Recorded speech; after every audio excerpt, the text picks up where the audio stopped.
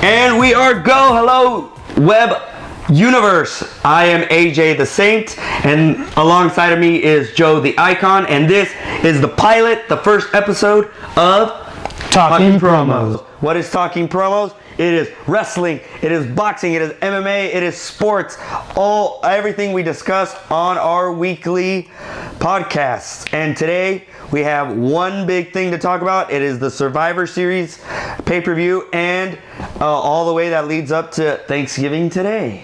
Well, happy Thanksgiving, guys. If you guys are watching this is probably up after Thanksgiving holiday. So you guys had a chance to eat your turkey and have some gravy.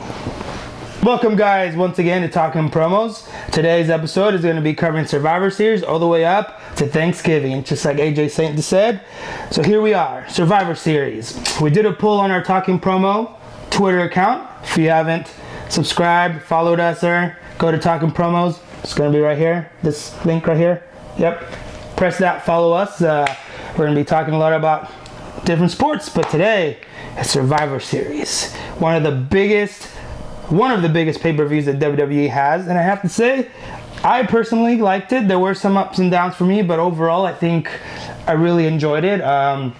So we're gonna dive right into it. I didn't really watch the pre-show match. I feel 4 hours is kind of long for a pay-per-view, but if it's good, then time flies.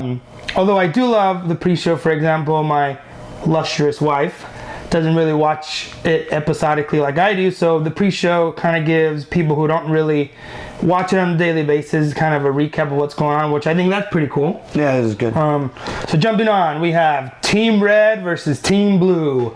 I am Team Smack, of course. I felt after the split, they've actually been doing a really good job, whereas before, Raw was my favorite show, but SmackDown was kind of like we just have all these other wrestlers, so we're just going to throw them in there and not really care about storylines. And sometimes it was just a recap of Raw. And I was like, I've already seen that, so no. But now, the brand split, we're seeing a lot of great diversity. I love what's going on right now. What do you have to say about Raw? You're a big Raw fan. So, although a lot of people don't like the 3-hour mark of it, I think it's good. You see more wrestling. I mean, I don't mind the 3 hours. Yeah, the 3 hours is good. With 3 hours, you get to see more promos, you get to see more matches, you get to see more wrestlers, and if you're a wrestling fan, you want to see more wrestlers, and you want to, if those wrestlers are good, then they do good promos, which lead to great rivalries, and then they lead to great matches. It's true, but I mean, sometimes 3 hours though, I feel like nothing really happens, and we're gonna jump into this in the second segment of this show, but right now let's just Survivor Series. So first match, you have Women's Raw versus Women's SmackDown. What did you think? It was a great starter match. Both teams, they came out with a lot of energy. You had Becky Lynch on SmackDown, who is that big rah-rah feel for it, especially after their captain, Nikki Bella, was attacked before the match and was replaced by the team coach, Natalya.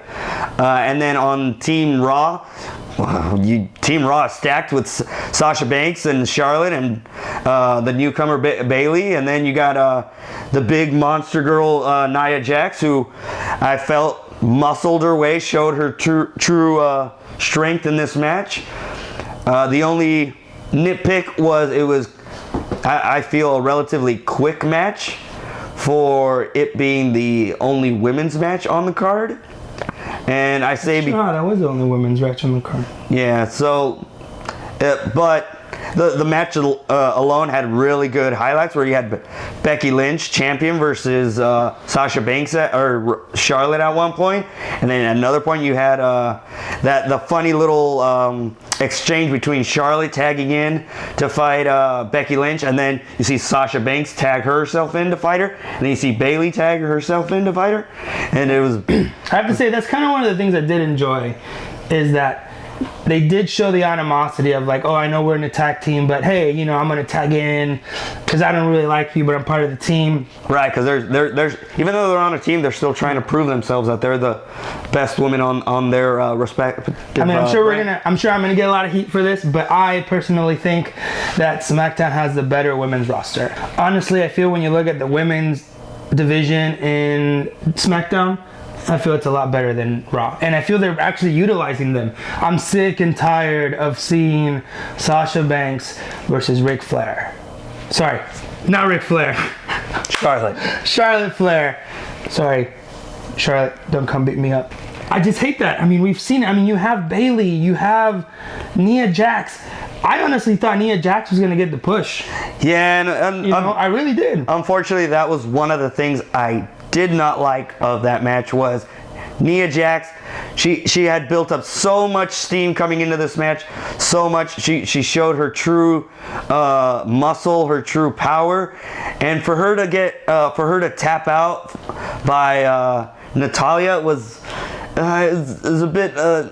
Or not Natalya, by Becky Lynch. It was a bit weird because I felt that somebody could have came in, helped her out, broke up the submission move. Actually, that was really annoying. That was the most annoying part about Survivor Series, is no one came in to help the other person. Like, and I guess in my mind, you know, I get it, you know, as far as the wrestling behind the scenes, you know, we want this person to get eliminated, but I mean, if you want people to believe, hey, this is a Team Raw versus SmackDown, why wouldn't you go in and break the count? I mean, we saw that more in the tag match.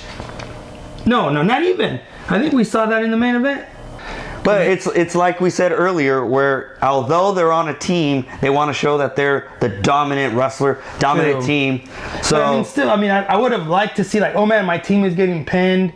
You know, we got to do something. Sometimes not even their partners of that tag team would try to jump in. To me, that's one thing I hate about Survivor Series was every single match. Besides, I think the main event, Team Raw versus SmackDown from the guys. That one, I think you saw more of like, oh, someone's getting pinned. That was brand unity. I'm gonna run in, I'm gonna break the count, even if I don't like you. It's to save it for the team, even though you still have the inner turmoil. But I mean, I think at the end, I just wanted to see a little bit more of that. So yeah, Team Raw picks up the win. 1-0. I did like that Becky Lynch after the first match was the last person in the ring, and I do like that they made it. You know, like 3 people jumped her, so she lost. But I mean, okay. Then we go to the second match. Second match is The Miz defending his Intercontinental Championship against Sami Zayn from Raw. Yeah. And I could not be happier of the wrestler they chose from Raw to fight for the Intercontinental, because I feel Sami Zayn has been underutilized, and I feel that him going for the Intercontinental would have been great if he would have won it, and then he would have brought it home to Raw. Yeah, but we kind of knew that wasn't really your take gonna happen. I mean, my thing, I would have rather, no offense to The Miz, but I would have rather have seen Sami Zayn versus Dolph Ziggler. I think that's kind of like one of those, when you talk about fantasy warfare, that's what I wanted to see. And it's okay to have a baby face versus a baby face. Why is it WWE is so focused on, no, we need to have a bad guy versus a good guy? I mean, I get the storytelling of it, but if you look back, I mean, you had Ultimate Warrior versus Hulk Hogan. Both guys were over. Both of them were baby faces.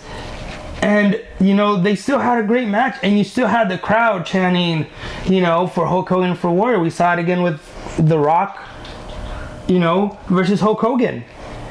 Yeah, Hulk Hogan was a bad guy at the time, but I mean, it was still, in a sense, you had 2 baby faces. So I don't know why they took it away from Dolph Ziggler. But anyways, so SmackDown is your brand, but I'm gonna say I do not agree with you.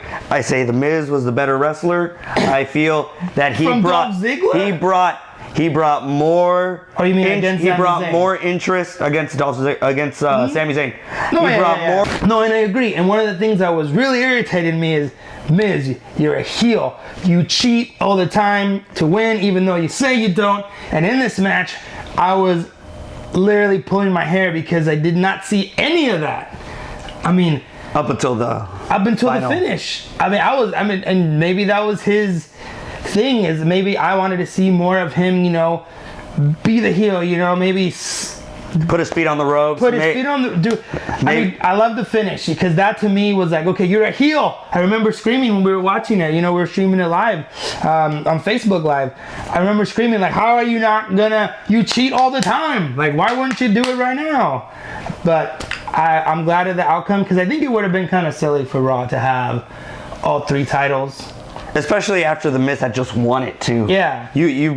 That would be such a curveball in the storylines and in wrestling, where one week you have Dolph Ziggler as champion, next week the Miz wins it, and then the week after that you have Sami Zayn win it from Raw, and then he brings it into Raw. I mean, I don't mind that. A lot of people hate that, you know, like, oh, he just won the title, why'd he drop it? It's like, remember, wrestling it's still a real sport, you know. There's just a story aspect. Yes, it's more, and we'll get into this in another one of our shows, but all I'm going to say right now, which is a teaser for it, think of storyline, show. It's a show. That's what it is. It's a show. But going back to, I don't mind them dropping the title from one wrestler to the other because it happens in boxing, it happens in, you know, MMA all the time. So I'm okay with that as long as it's a great match and you get involved. Okay, so yes, we have The Miz versus Sami Zayn. I thought at times it was kind of, you know, and it picked up towards the second half, I thought. So yes, we have The Miz picks up the win. I like the whole kind of taking it back to the screw job since they were in Canada. That was actually kind of cool. I think we could jump to the next match, which was the tag team match. That was the teams from Raw versus the teams of SmackDown. And can I just say that it was just too many wrestlers for one match. I didn't mind it was too many. You had 5 teams on Raw, 5 teams from SmackDown. And I just felt it was too cluttered. There was just too many bodies. The action at times was a bit too you couldn't follow it. Yeah, I kind of got that. I mean, I do like that they kind of eliminated the powerhouse right away, so that way it gives the other wrestlers more time to shine. That was weird. Where you had the New Day. I mean, I think the hard Kofi part... Kingston got pinned, and the Raw Tag Team Champions were pinned early. I think it's just kind of hard to have all that chemistry in the ring when you have so many wrestlers and kind of starting the match, trying to start to tell the story, you know. Because I think towards the end it got really good. I thought it was pretty good. Once it was probably 2 teams each. Yeah, that was pretty good. Then the match... The flow of the match, the intensity got a little. You were able to see it clearly because, like I said, I personally, I did not like it just because there was just too many bodies on each side, and it's just true. Too much. I mean, I love what they're doing with the Usos, though. I think the Usos. I remember us talking way back. We're like, man, you know what? The Usos have been baby faces for so long.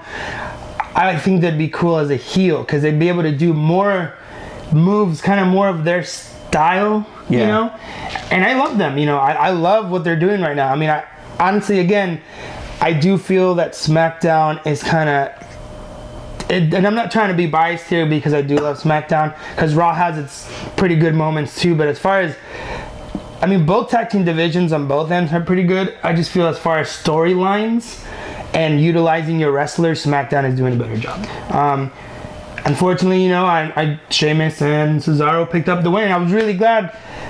I'm just kind of tired of their whole gimmick of them, you know, fighting each other, because they did that storyline a long time ago. I don't know if you remember. Yeah. Remember, it was Shawn Michaels and Stone Cold. They were tag team partners, and then they start fighting each other at one point. There's even like a pay-per-view where they defend the tag team titles, and then they fight each other in a match. And I mean, that was kind of cool back then, but I mean, right now it's like we want Cesaro and Sheamus to work really well together because they would be a dominant force. And we wish they would put everything aside, become a team, focus, and hopefully they could be big contenders for those Raw WWE Tag Team Champions. Thank you for tuning in on this episode of Talking Promos, and I hope you digged it. Digged it? Digged it? Good enough. Joe the Icon. AJC. Follow us. Follow us.